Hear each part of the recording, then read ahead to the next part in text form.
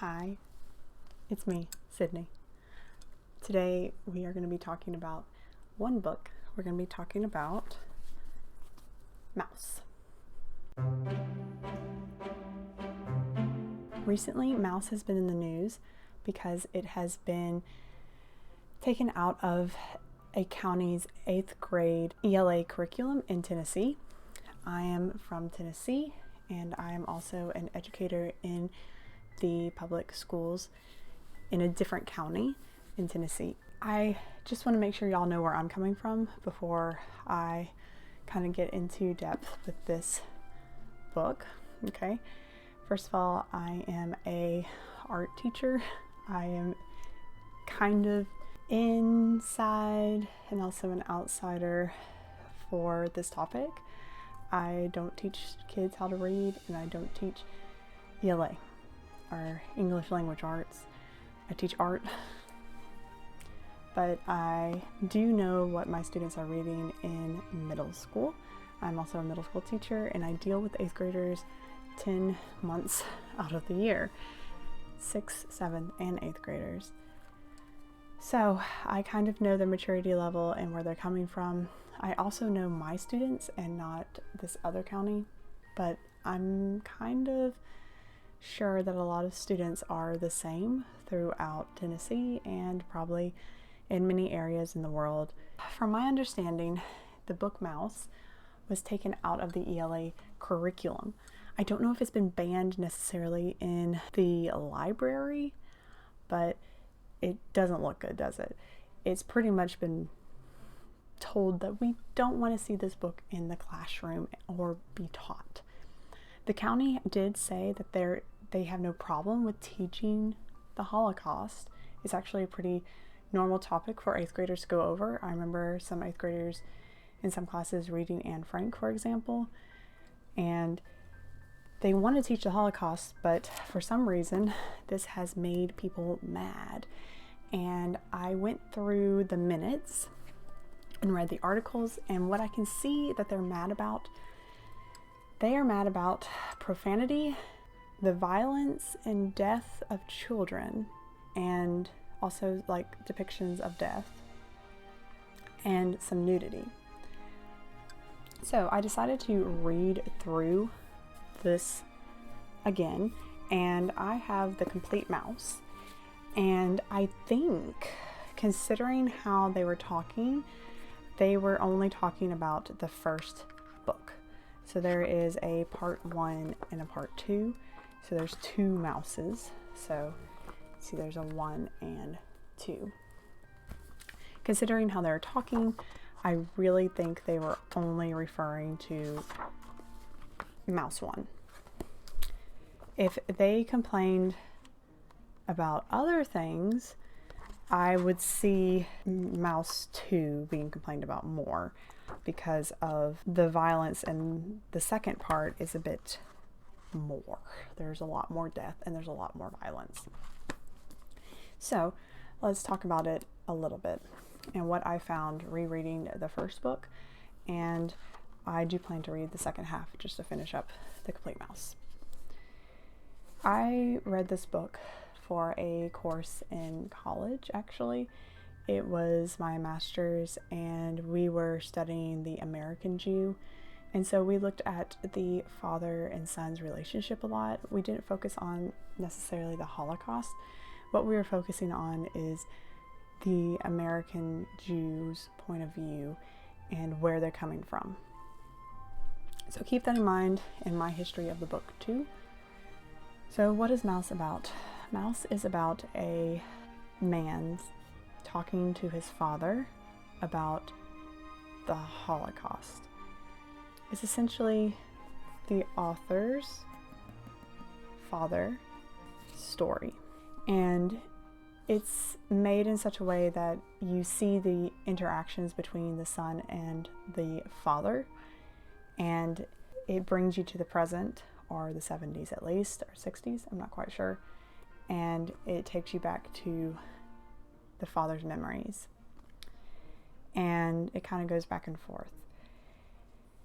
And then essentially about how his father is a Jew he's very well off and how he eventually is captured by the Nazis. The first half deals with this. The second half deals mostly with their encampment and their troubles there. In the book, besides what's going on in Poland, where his father was from, there is also talk of his mother. His mother is not in the scene. His mother is dead. She committed suicide. And there is a second wife who is also a survivor. The use of language in the book, there's only 3 words that I found, and also that were complained about in the minutes for this school when they were talking about taking it out of the curriculum. The 3 words are the B word, the GD word, and the S word. That is essentially it, and they're only stated once. They're not used continuously throughout the book. The first one is in the comic with his mother and explaining his mother's death, and then at the very end. And this is why I think they only are reading the first book of Mouse, because in the minutes they also talk about how the ending is stupid or something. I don't really understand that. I think the way that it is written is that it ends with him very frustrated at his father for destroying his mother's diaries about the Holocaust. He wanted his mother's point of view, and his father destroyed this. And he lashes out at his father, who was also getting on his nerves throughout the book. And in the book, his father immediately says to him, you shouldn't speak to your father this way, and you shouldn't speak to your friends this way. So I don't see the problem of him lashing out, and then he immediately gets told, you shouldn't talk to to me this way, your father. You shouldn't talk to your friends this way. And Art is very frustrated. He just lashes out, and his father, like I said, immediately tells him not to do that, and is not right, and he doesn't deserve it. So I don't see the problem with profanity, and also because personally I think these are 8th graders. They are 4 years from becoming 18-year-olds, and they are starting to push the boundaries of what makes an adult. And for them, an easy way to feel like they're in control, to feel like they are an adult, is to often say words that adults use, be it good or be it bad. And instead of looking at words as being good and words being bad, I think we need to teach students that there are times to say these words and there are times not to say these words. And for Art, he probably shouldn't have been talking to his father like that. And he tells him that. You shouldn't talk to me like that. And I think it teaches them when to say these words and when not to say these words. And I personally think that students are not going to go out and start cussing because of this book. They're not just going to suddenly be shouting out these words to their parents and speaking poorly to their parents. And I think that's why they had a problem with the ending of the book, because the book ends where he is frustrated at his father and cusses him out, and they don't make up. But you have to remember that this is a strained relationship, and Art doesn't completely understand where his father is coming from, and he's trying to learn, and it is frustrating. It is the generational divide, and you have to remember, like, every generation has something that they're not going to be understood for later on the road. So like for me, I grew up with 9/11. I teach students that have never seen 9/11, and they often don't even know what the big deal is, because if we don't teach them, they will not understand why I and people of my generation are often disturbed and feel very sad about that event. And this can go to even my grandmother. My grandmother grew up the same time as Art's father during World War II, and she grew up through the Depression, and she was always very poor. And so I didn't understand when I was a little kid that why she saved everything, why she was going always for like yard sales and finding things really cheap, and didn't throw away any of her clothes. She always wanted to make things and make clothes, use her hands, and save as much as she could. I didn't understand that until I understood history. Okay? And we are losing those people. So we need to remember the Holocaust and these people, not just so that we can understand our grandparents anymore, but instead be able to experience what they felt and be able to hopefully not repeat this. The language is not gonna scar them, okay? Kids can get over the language. They want to be treated as adults, and this language is not going to suddenly make them burst out in this language to your father or to you. Okay. The second thing that they had problems with was violence, or violence specifically towards children and people being hung. So these are two very disturbing scenes. I would say they're the most disturbing scenes in the first Mouse, and they are not used lightly. As a teacher, I know my students, the majority of them are seeing violence on TV, easily at home, on the internet, and also in movies. For me, and this brings in a bit of the language, I remember when Deadpool came out, a rated R movie with a lot of inappropriate jokes, inappropriate language, violence, rated R. Most of my students have seen the movie within a week. Most of them were talking to me about it. I did not want to talk to them about this movie. I just wasn't into it. So you cannot tell me that they're not seeing this violence, okay? In movies, which to me is worse than a picture drawn. And the way these are drawn are to show the horror that is happening around his father in his time in Poland. So for the hanging, when you see the people are hung, it's supposed to show that this is a serious situation. It's like the very first time they see something horrific, and it's his friend that was helping him.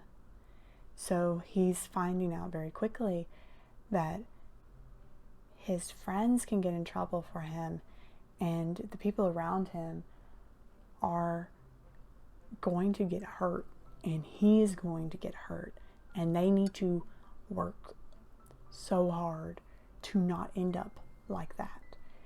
And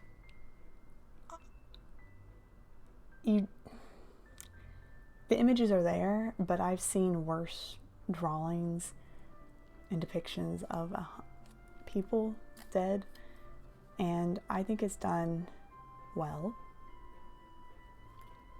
to bring the point across. The second complaint on violence and death is of children, and there's this one scene where they say they're taking the children away, and one child wouldn't stop screaming, and they like flung the child against the wall and pretty much probably killed the child. The way that this is depicted, you never see necessarily the real details, the grittiness of it, and it's a bit more abstract. And remember, this is in black and white, so I don't think it is as bad as it could be. Yes, these are terrifying scenes, but I think it would also bring out empathy really quickly, because it's showing that like other people are dying, like friends, and then also young children, which they might have siblings that they have, and to see that would make them realize that this is not a joke. This is not the kind of violence for entertainment. This is to tell a story and to have a purpose behind it. the kids are not going to go out and suddenly fear for their lives. They are very well aware that they have certain rights as kids, or they've been told that they are safe throughout their lives. Hopefully, if they grew up in a good home, and this sort of violence shouldn't be happening to them, and this sort of violence shouldn't ever happen again. I mean, it also brings up the fact that kids haven't always had rights, and I think that's an important thing to realize for students, that the children also got hurt. And it's really sad. And I think this is going to make the story serious. It's going to hold up that idea, and it's going to bring out, hopefully, empathy, and for them to realize how scared the main character's father was during this time. Now, the very last thing they complain about is the use of nudity, very briefly. And again, this is why I know it's only in the first book, because they only complain about female nudity, and there is like male nudity in the second book. So in the book, they talk about his father finding his old comic, and it's a totally different style. And in this comic, he expresses the horror of his mother dying, and his mother commits suicide, and it's a horrific feeling, because the way that it's drawn makes you realize just how horrible he felt, which is understandable. It shows his mother in a bathtub. She doesn't have anything on, and it's not necessarily showing full nudity. It is nothing that is going to arouse anyone. It really doesn't depict a lot. I think that Americans are obsessed with bodies, with nudity, when it is something that we are born with and that we take care of, and we need to view it not as always pleasure. And I don't think students who are raging with hormones are going to look at this and think that it is pleasurable or arousing. It is a disturbing image, and also probably goes underneath that category of kind of violence. And I don't think students are going to look at it and suddenly want to see this or do the actions of his mother. It definitely reminds me of 13 Reasons Why. This was popular 4 years ago with my students, and I remember watching the Netflix TV show because of it. I didn't want to watch it, but I did just so that I could hold a conversation with some of my students about it and make sure that they were mentally okay. The scene brings about a really good question that could be a good discussion with students, because the Jewish people often did not have access to mental or psychological help after these events in their lives. And it shows with his mother, and it's very sad and disturbing that this happens to be the way that she dies, even though she survived the Holocaust. So I think it's a really interesting discussion, and it could bring up some really sad and meaningful discussions with students. And sadly, not all students have a perfect life, and they may have dealt with this before, either with people that they love or people that they vaguely know. They also see celebrities often are committing these types of horrible suicides, and we need to talk about it. We need to be aware of it. I don't think the scene was overly done. If anything, the TV series 13 Reasons Why was very graphic for me, and I had a hard time watching that scene at the very last episode, I think, or the second to last episode. I don't even remember.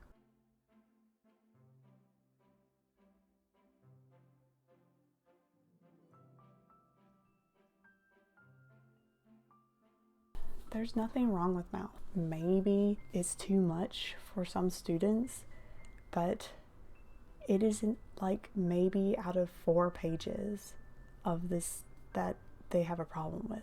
4 pages out of about 170 something pages they have a problem with. If you've not talked with these topics with your kids at home, they should be coming up soon, because these kids are 4 years from being adults.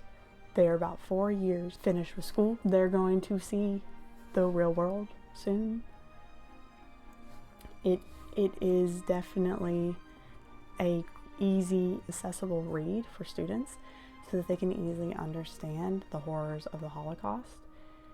And it won't be abstracted necessarily. And yes, I keep saying that, yeah, they're 4 years from being adults, but they definitely do have problems thinking of abstract terminology still. They definitely need some solid cases. And I think this book delivers it. Now, also with this book, they are reading this book and they are looking at other texts and they are looking at videos of survivors, and it comes with a whole curriculum that supports what they're learning. So they're not just like looking at this and be like, oh my gosh, I don't understand what's going on. Like, they understand what's going on. And I think it's just a really important book.